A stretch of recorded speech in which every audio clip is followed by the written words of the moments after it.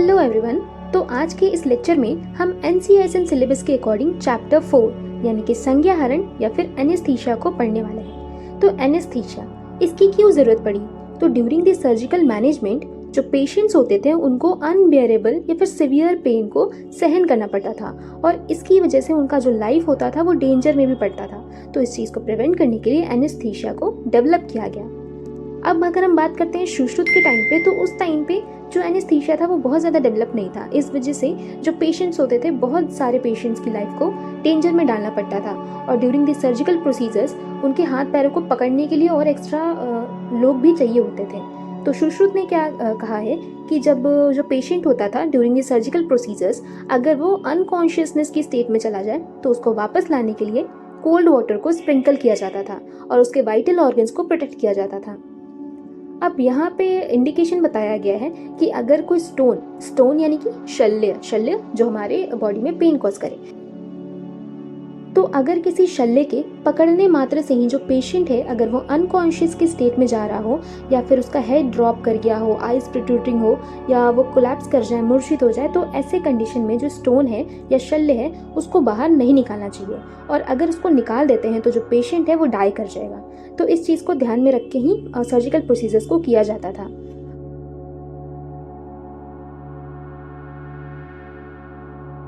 तो पहले के टाइम पे जब भी सर्जिकल प्रोसीजर्स कराने होते थे तो पेशेंट को ये बोला जाता था कि वो अप्रोप्रिएट अमाउंट में डाइट ले, साथ ही साथ उसे तीक्ष्ण मद्य का सेवन कराया जाता था। इससे होगा क्या कि अगर वो डाइट लिए रहेगा तो उसे फेंटिंग नहीं होगी, यानी कि उसे चक्कर नहीं आएंगे, और साथ में तीक्ष्ण मद्य की वजह से जो पेन फील होता है वो भी उसे सेंसेशन कम होगा। तो इसलिए हम डाइट अच्छा करने के लिए, मतलब बहुत ज़्यादा खाने के लिए, और साथ में तीक्ष्ण मद्य का सेवन करने को बोलते थे।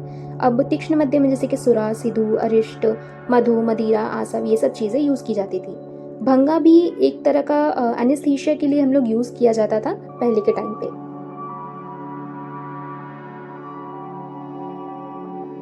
अब हम बात करते हैं एनेस्थीसिया। तो anaesthesia is a state of temporary induced loss of sensation और अवेयरनेस, यानी कि इसमें जो पेशेंट होता है उसे हम रिवर्स करते हैं। तो ये एक तरह का कंट्रोल्ड मैनर में लॉस ऑफ सेंसेशन है। इसमें और क्या चीज़ें होती हैं, तो इसमें एनाल्जेसिया यानी कि जो पेन फील हो रहा वो नहीं होगा, रिलीफ फ्रॉम पेन मिलेगा। पैरालिसिस यानी कि मसल रिलैक्सेशन होगा। साथ में amnesia, loss of memory and unconsciousness की स्टेट इसमें अचीव की जाती है। अब एनेस्थेटिक क्या होते हैं, तो जो भी ड्रग्स हम लोग यूज़ कर रहे हैं एनेस्थीसिया को अचीव करने के लिए उसे हम बोलेंगे एनेस्थेटिक ड्रग्स। और एनेस्थेटिस्ट जो ट्रेन प्रोफेशनल है जो कि सर्जरी परफॉर्म कर रहा है उसे हम बोलेंगे एनेस्थेटिस्ट, या फिर इसे हम एनेस्थीसियोलॉजिस्ट भी कहते हैं। अब हम बात करते हैं इसके क्लासिफिकेशन की। तो ये मेनली 3 हेडिंग्स में क्लासिफाई होती हैं: local anaesthesia, regional anaesthesia and general anaesthesia.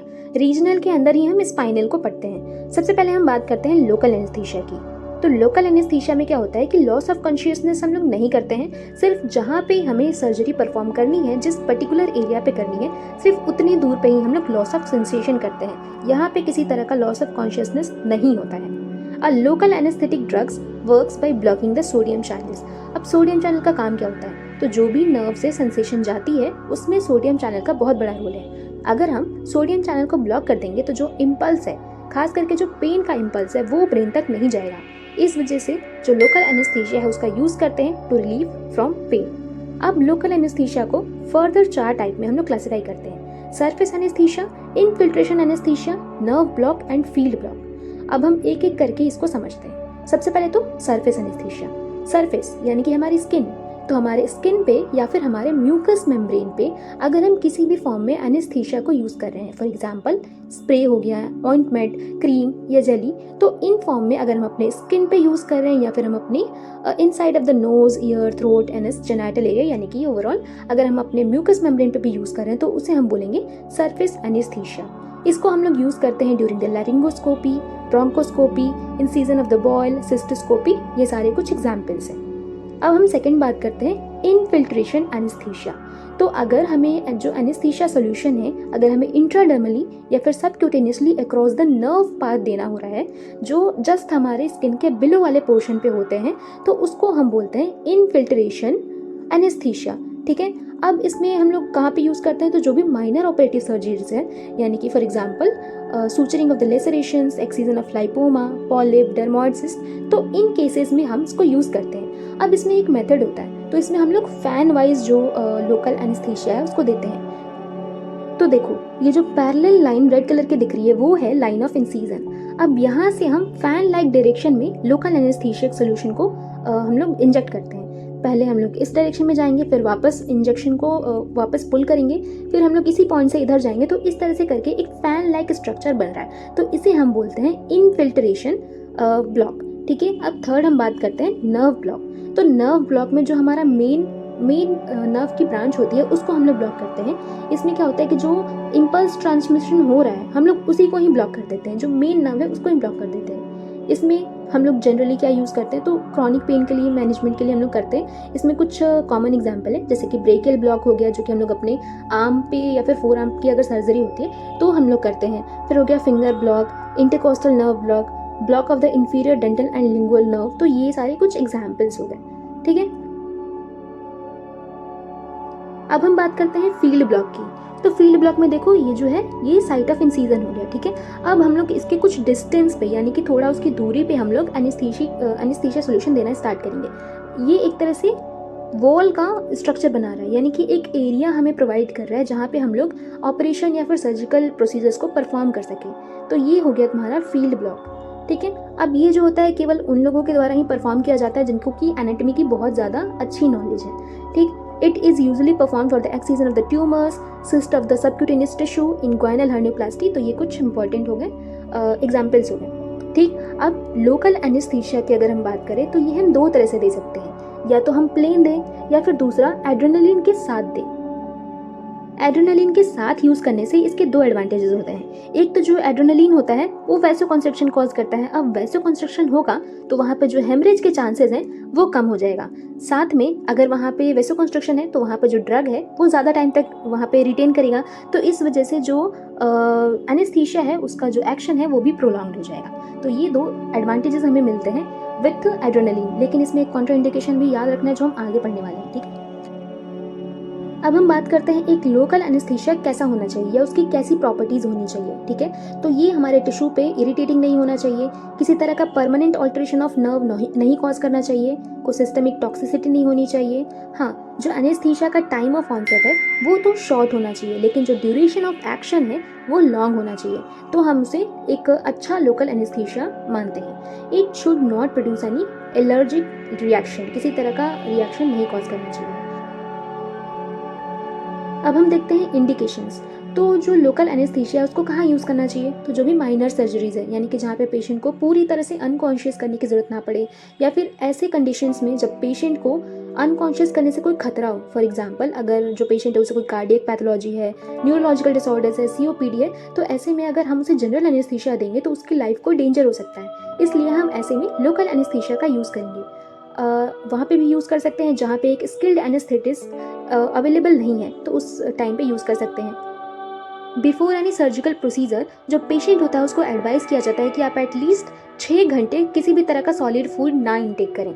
क्यों? क्योंकि इसकी वजह से जो फूड रिगर्जिटेशन के चांसेस होते हैं वो इंक्रीज़ कर जाते हैं, और ये स्पेशली अगर हम जनरल एनेस्थीसिया का यूज़ करते हैं तो देखने को मिलता है। इस वजह से इस कंडीशन में हम लोकल एनेस्थीसिया को यूज़ कर सकते हैं। अब कॉन्ट्रा इंडिकेशन की बात करते हैं। तो अगर कोई सेप्सिस या इन्फेक्शन हो near the field of injection, यानी कि जहाँ पे हमें लोकल देना है उसके आसपास कोई इन्फेक्शन सेप्सिस हो तो वहाँ पे हम नहीं देंगे। Non cooperative and psychologically instable patients like child हो गए, मेंटली रिटार्डेड हो गए, तो उनमें भी हम नहीं देंगे। अगर पेशेंट को किसी तरह का एलर्जी है तो भी हम नहीं देंगे। Adrenaline containing a local anaesthetic drug should not be injected at the site which have the end arteries. क्यों? क्योंकि अगर एंड आर्टरीज पे वैसोकंस्ट्रिक्शन हो जाएगा तो इसकी वजह से वहाँ पे नेक्रोसिस या फिर इवन गैंग्रीन के चांसेस भी बनते हैं। इस वजह से हमेशा ध्यान रखना है कि अगर जो लोकल है अगर एड्रेनालिन के साथ है तो कभी भी हम एंड आर्टरीज में वो लोकल इंजेक्ट नहीं करेंगे। ठीक है, अब हम बात करते हैं इसके कॉम्प्लिकेशंस क्या हो सकते हैं। तो लोकल कॉम्प्लिकेशंस जैसे कि पेन हो सकता है, एकाइमोसिस, हेमेटोमा, या फिर इन्फेक्शन हो सकता है, नर्व लेसरेशन या ट्रॉमा, ये सब हम लोग लोकली देखने को मिलता है। Ecchymosis and hematoma formation are result of the perforation of the cutaneous blood vessels, and infection usually occur when the proper sterile technique is not used। यानी कि जो ecchymosis और hematoma है वो कब देखने को मिलता है, जब भी जो हमारे cutaneous blood vessels है उनमें perforation हो जाए। एकाइमोसिस क्या है कि अगर हमारे सबक्यूटेनियस टिश्यू में किसी तरह का ब्लड वेसल जो है इंजरी की वजह से वहाँ पे अगर ब्लड दिख रहा है, या फिर हम बोल सकते हैं 1 सेंटीमीटर से ज़्यादा का अगर ब्रूज है तो उसे हम एकाइमोसिस बोलेंगे। और हीमेटोमा यानी कि ब्लड कलेक्शन, तो ये कब होता है? जब भी हमारे क्यूटेनियस ब्लड वेसल में किसी तरह का परफोरेशन हो जाए। और इन्फेक्शन कब होगा? जब भी हम स्टेराइल टेक्निक का यूज़ ना करें, तब देखने को मिलता है। अब हम कुछ सिस्टेमिक कॉम्प्लिकेशन की बात करें तो एलर्जिक, जैसे कि वहाँ पे pleuritis, urticaria, facial swelling, wheezing, dyspnoea, ये सब चीज़ें देखने को मिलती हैं। ओवर डोजेज से क्या होगा? तो अगर हम लोग लार्जर डोजेज में लेते हैं तो उसकी वजह से टॉक्सिसिटी जनरेट होगी हमारे बॉडी में, और टॉक्सिक रिएक्शंस देखने को मिलते हैं। फॉर एग्जांपल ब्रेडिकार्डिया या फिर रेस्टलेसनेस, कन्वर्जन, सीजर, ये सब देखने को मिलेंगे।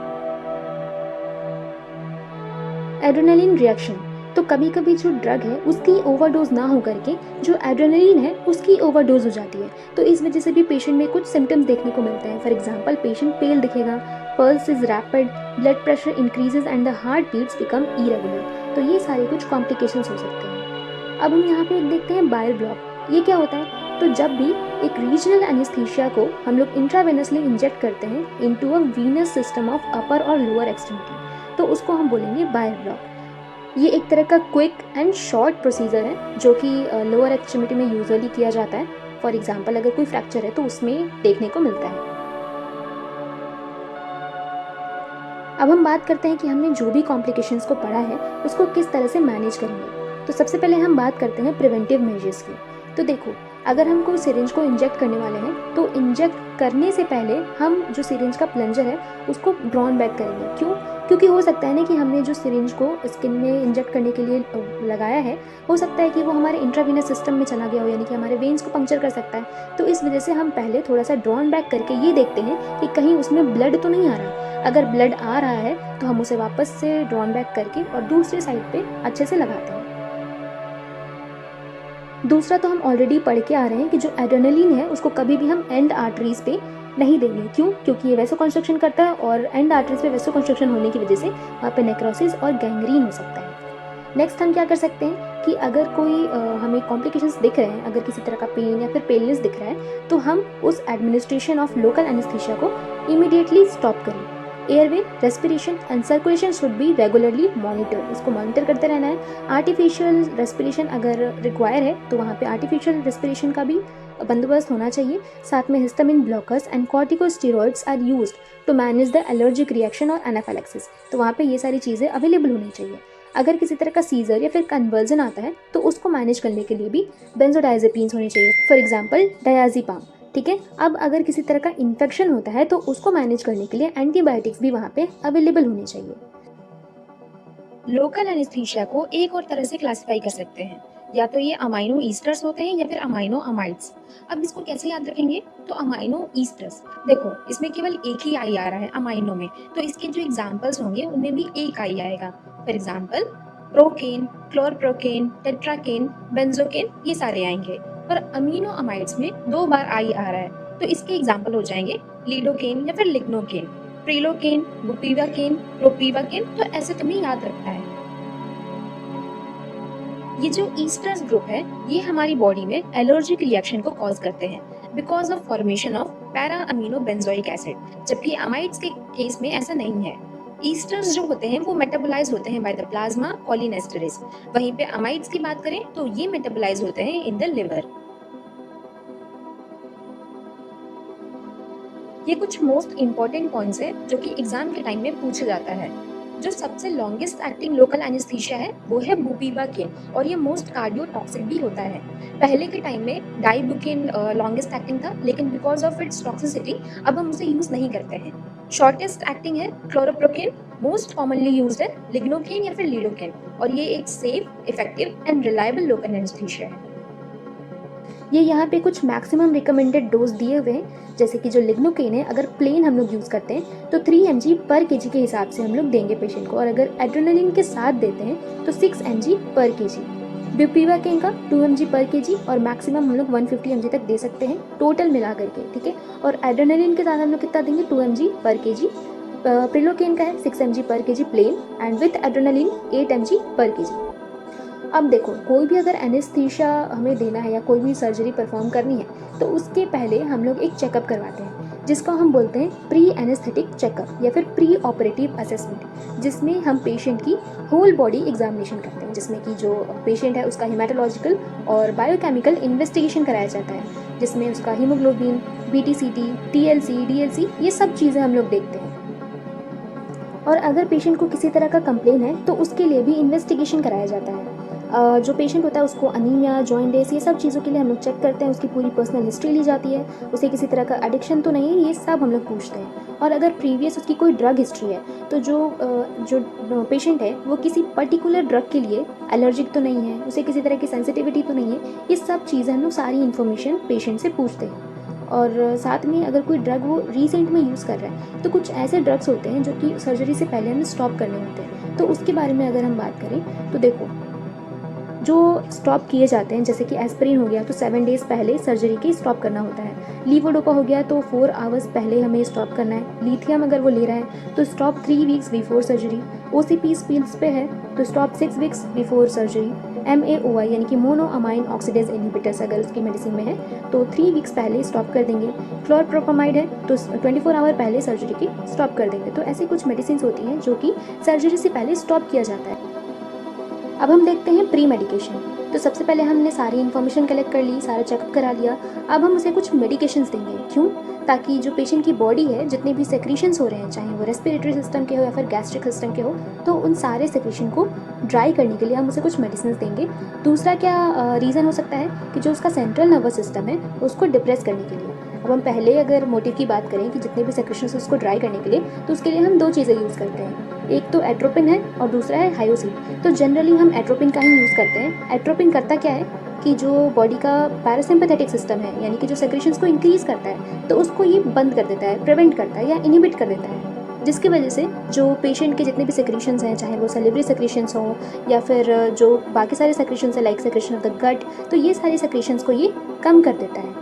दूसरा, अगर हम हायोसिन की बात करते हैं तो ये एक तरह से सेरेब्रल हम लोग डिप्रेशन के बारे में बात कर सकते हैं कि ये जितने भी हमारे नर्वस सिस्टम रिलेटेड जो भी चीज़ें हैं उसको ये प्रिवेंट करने का काम करता है, जिसकी वजह से अमनीशिया यानी कि लॉस ऑफ मेमोरी ये अचीव होता है। दूसरा क्या था कि to depress the function of the central nervous system, तो इसके लिए मॉर्फिन का यूज़ किया जाता है। ठीक है, अब मॉर्फिन में एक डिसएडवांटेज क्या होता है कि इसकी वजह से जो वॉमिटिंग सेंटर है वो स्टिमुलेट हो जाता है और नोजिया और वॉमिटिंग ड्यूरिंग द सर्जरी होने के चांसेस बढ़ जाते हैं। ठीक, अब हम बात करते हैं डेप्थ ऑफ एनेस्थीसिया। तो डेप्थ मतलब क्या? डेप्थ ऑफ एनेस्थीसिया का मतलब है कि एनेस्थेटिक ड्रग्स देने के बाद जो पेशेंट है उसका सेंट्रल नर्वस सिस्टम किस लेवल तक या फिर किस डिग्री तक अनकॉन्शियस स्टेट में गया है। अब इस चीज़ को देखने के लिए 4 स्टेजेस होती हैं। पहला है स्टेज ऑफ एनाल्जेशिया, सेकंड है स्टेज ऑफ एक्साइटमेंट, थर्ड है stage of surgical anaesthesia and fourth है स्टेज ऑफ इम्पेंडिंग ओवरडोज। जो फर्स्ट स्टेज है यानी कि जो स्टेज ऑफ एनाल्जेशिया है वहाँ पे पेन तो डिमिनिश हो जाता है लेकिन जो कॉन्शियसनेस है वो अभी भी रिटेन रहती है।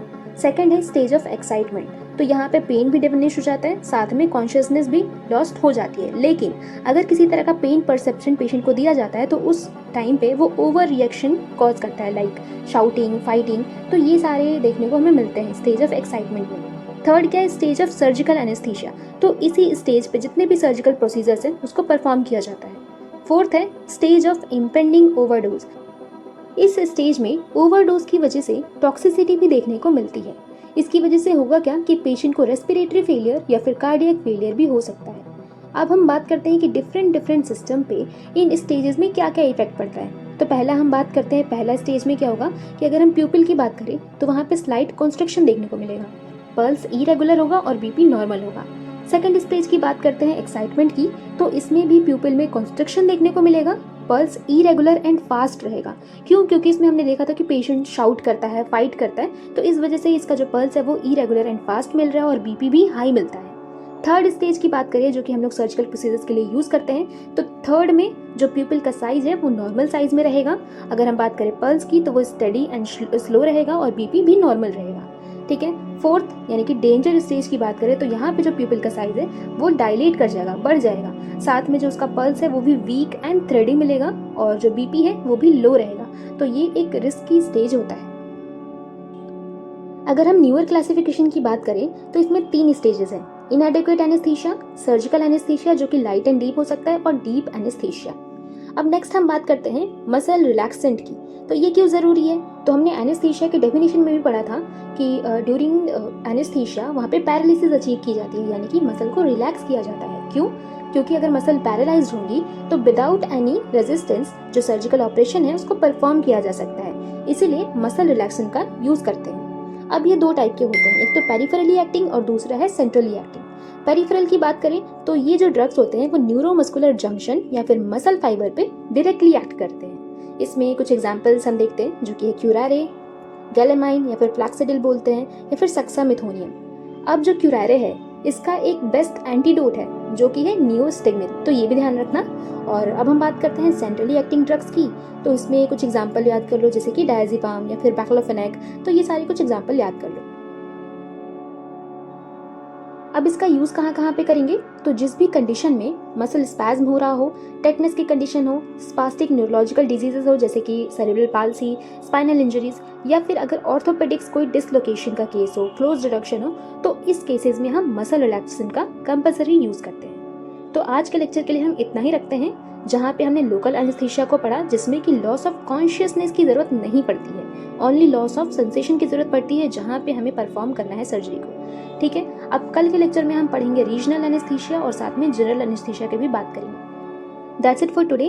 अगर आपको हमारा एक्सप्लेनेशन अच्छा लगा हो देन प्लीज़ हमारे वीडियो को लाइक कीजिए, ज़्यादा से ज़्यादा लोगों तक शेयर कीजिए और हमारे चैनल को सब्सक्राइब करना ना भूलें। Thank you for watching.